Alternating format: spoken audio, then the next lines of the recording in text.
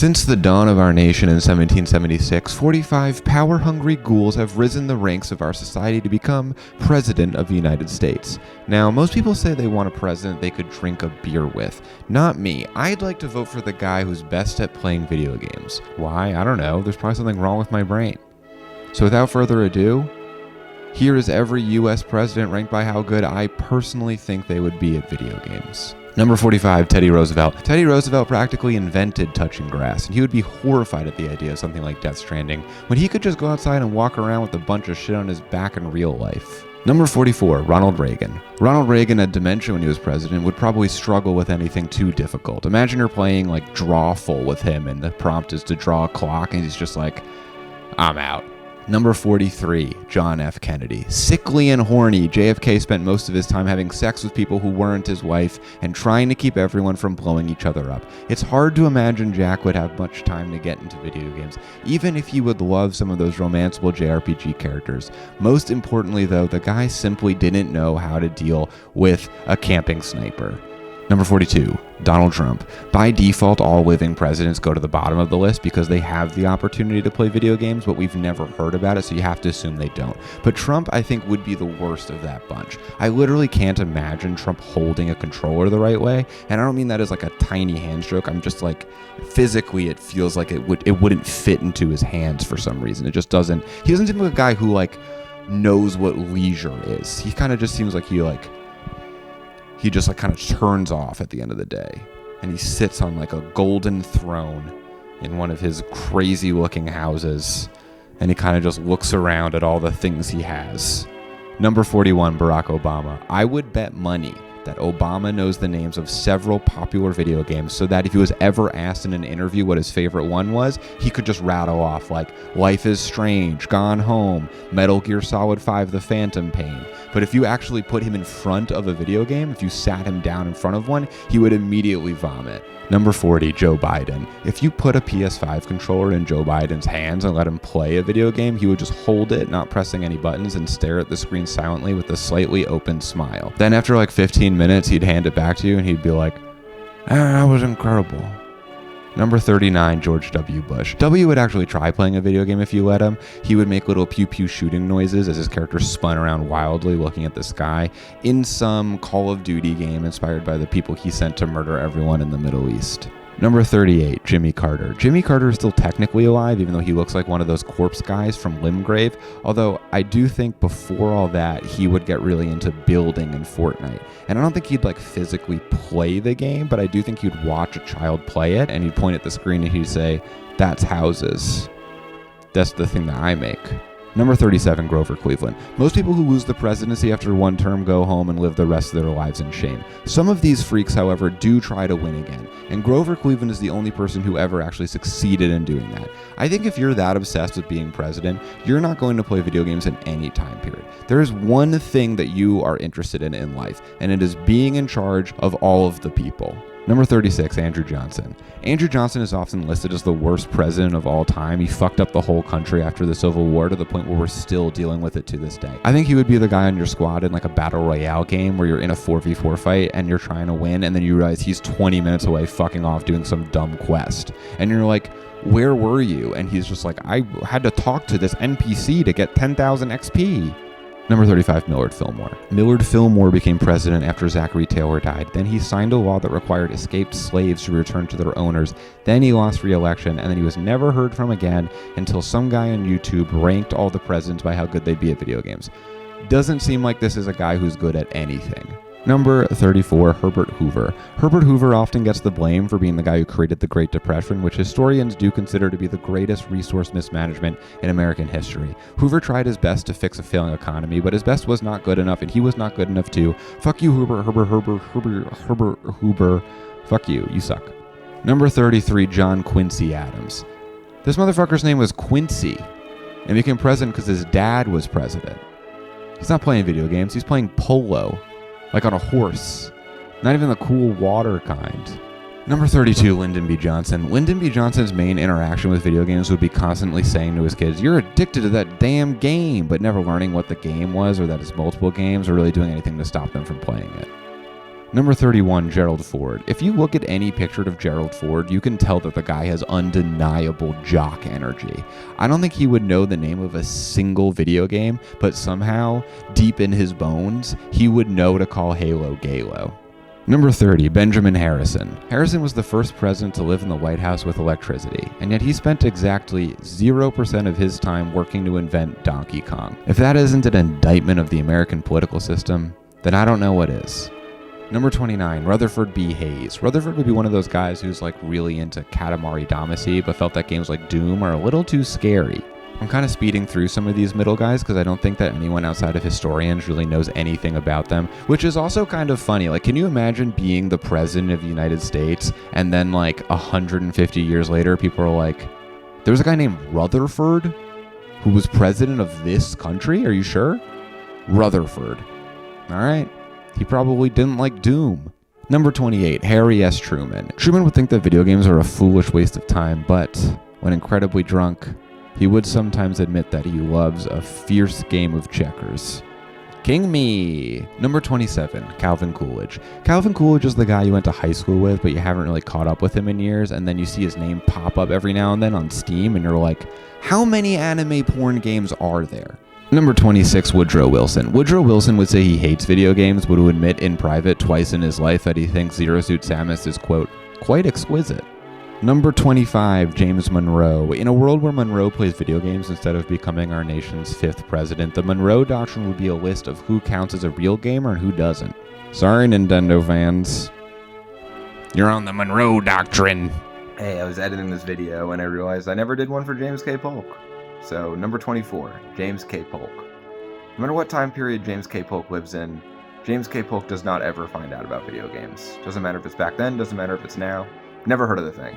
Number 23, William McKinley. McKinley would grow a very small online following for complaining that video games are getting too woke and that female protagonists aren't wearing enough makeup, only to have his entire ship blown up by an anarchist Twitch streamer who discovers him and dedicates 4 hours to dunking on it. Number 22, Chester A. Arthur. Chester A. Arthur looks like the kind of guy who'd be really into Mario Kart and Smash Bros. And Mario Party when he's playing with his friends, and he picks Bowser every single game. And he doesn't even own a Nintendo console. He just thinks Bowser is cool, and you know what? He's right. Bowser's cool as hell. Number 21, John Tyler. John Tyler wouldn't ever play video games, but he would constantly watch gaming content creators, frequently getting wrapped up in feuds between his favorite creators' enemies, and yelling horrifying things at them on Twitter until eventually getting banned from the platform. Not so easy to do these days. Number 20, Bill Clinton. Yes, he's still alive, and no, we've never heard of him playing video games. But if I found out that he was insanely good at some random game, like in his free time he does speed runs of Duke Nukem Forever, but he's literally never played another game in his life, I would not be surprised. This is low-hanging fruit, I'll admit it, but imagine a world where Leisure Suit Larry is a real person. Bill Clinton is friends with that man.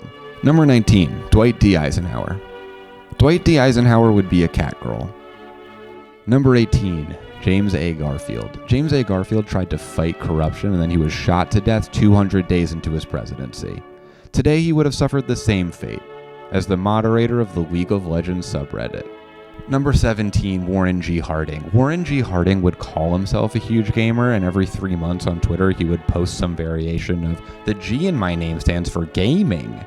But he'd also be one of those guys who constantly complains that there hasn't been a good game since 1997, that everything modern sucks, and then people would tell him to try out new stuff, like give specific recommendations. He'd be like, no.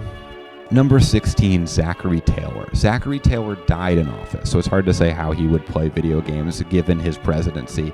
That being said, Zachary is the name of the gamer. You cannot deny that a lot of gamers are named Zachary. Number 15, James Madison. James Madison wrote the Constitution, aka the most famous house rules in existence. Madison would be a gamer, I think, but I don't think he'd play video games. He'd be all in on board games and tabletop RPGs you've never heard of. You'd be like, hey, you should check out Slay the Spire, and he'd be like, I love Slay the Spire. And then you'd find out a month later he didn't know it was a video game. He thought it was just a board game.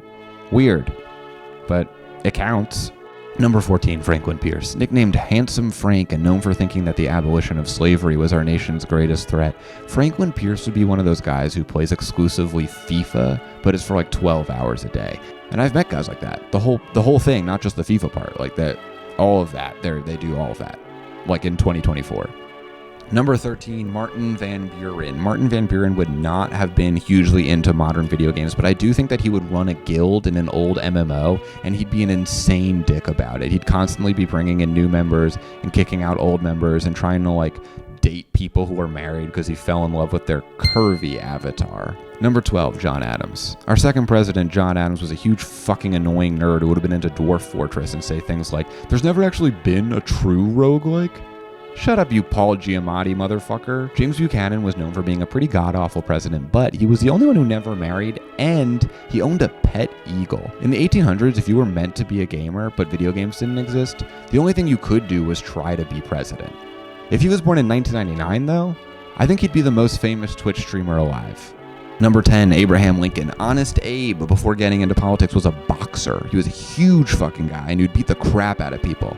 I think if he had access to Super Smash Bros. Melee, he'd still be playing that, and we would unfortunately all be living in the Confederate States of America. Number 9, Thomas Jefferson. Thomas Jefferson was obsessed with religion to the point where he'd be one of those guys who was insanely into Dark Souls or Dragon Age lore if he had the option. I'm not sure that he would actually play the games, but I think he would read all the Wikipedias and watch like 4-hour lore videos. That stuff is just objectively more interesting than Jesus, but he didn't have Elden Ring back then. And if you're like a lore guy in the 1700s, you have to write your own Bible. Like, you don't have other options. Number 8, William Henry Harrison. William Henry Harrison died after getting pneumonia from giving his inauguration speech in the rain. He was genuinely born in the wrong era. He was meant to be indoors, playing Xenoblade Chronicles. Number 7, George H.W. Bush. Was George H.W. Bush involved in the world's most famous sniper headshot? We may never know. But the guy was the head of the CIA, which is the closest thing you can get to living your whole life like the world is a big game of GTA and you get to fuck around in it. Number 6, Ulysses S. Grant. Grant was so good at being a general in the Civil War that everyone just made him the president. He'd be one of those guys who gets really, really famous for playing StarCraft Brood War, but then when the series stopped being popular 10 years later, he'd have to go back to college and get a regular job. It's kind of sad.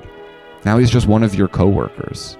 Number 5, Franklin D. Roosevelt. The only president to have won more than 2 terms, let alone 3. FDR would be the guy who's like, yeah, you can play next, and then he just never loses until he dies. And he was arguably our best president ever, which you do have to say with a caveat because of the incredibly racist things he did.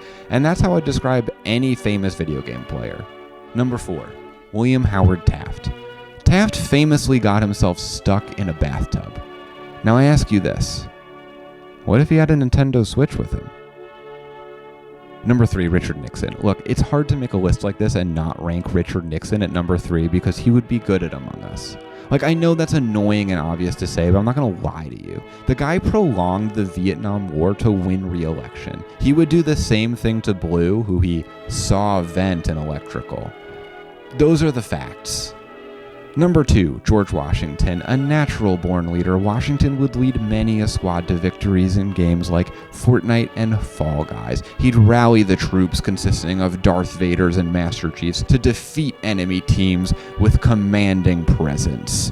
In real life, he died penniless after a doctor drained all the blood from his body because he had a cold. Gamer alert. Number 1, Andrew Jackson. Andrew Jackson was a killer. While everyone who was ever president was a villain, Andrew Jackson is perhaps the only supervillain to have ever been president. He beat people to death in duels, and he fulfilled his campaign promises of murdering thousands of Native Americans.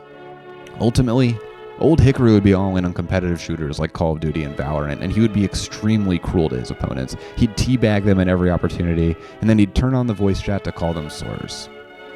So there you have it. That's all the presidents. Maybe we'll have a new one in November, I don't know. You think Kamala Harris is good at video games? Somehow I feel like she's never even seen Mario. I'm not really sure how that's possible. If you asked her if she knew who he was, though, she'd be like, yeah, I know Mario. She doesn't realize that he's a tiny Italian man. She thinks that he's like, maybe she thinks he's Mario Cuomo. You ask her about Mario. You say, hey, do you know who Mario is? She's like, yeah, he's Andrew Cuomo's dad. I don't know.